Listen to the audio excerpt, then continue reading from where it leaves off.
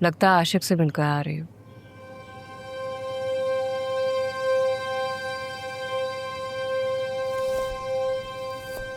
आपका शुक्रिया अदा करना था जीजी। शुक्रिया की कोई जरूरत नहीं है। डाइनिंग पे बर्तन पड़े हैं, वो धो के रख दो। आपसे माफी भी मांगनी थे। किस बात की माफी? मैं जानती थी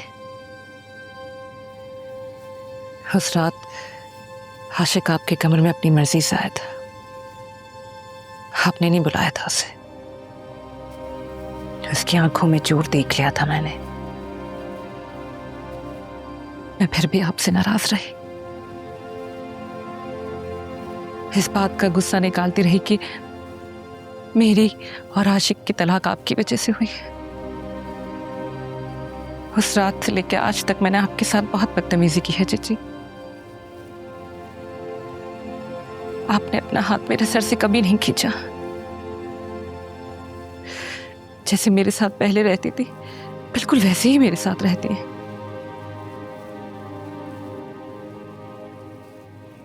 मुझसे भूल हो गई जीजी, बहुत बड़ी भूल हो गई। मुझे माफ कर दे।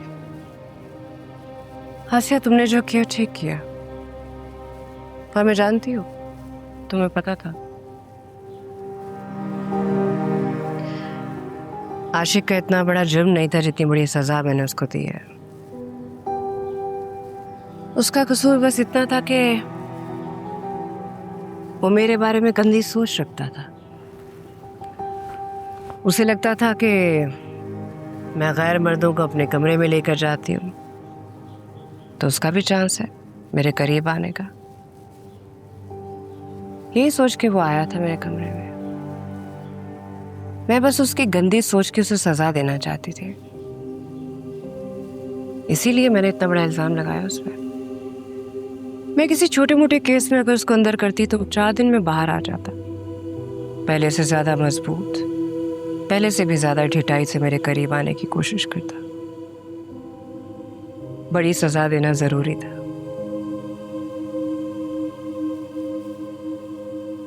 और मर्दों को सजा देने का मेरा एक ही तरीका है, उनसे उनकी वफादार बीवी का साथ छीन लेना। हाँ, मैंने ही उस रात ये सिचुएशन क्रिएट की थी कि तुम उससे तलाक का मुतालबा करो, और वही हुआ। मैं अपने मकसद में कामयाब हो गई। लेकिन मुझे लगता है कि मैंने कुछ गलत नहीं किया।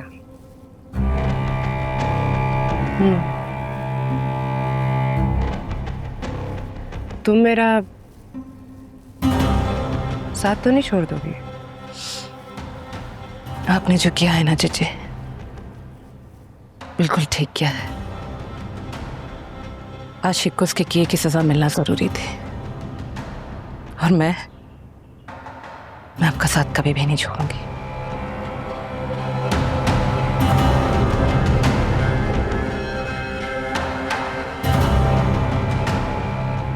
कैसा लग रहा है?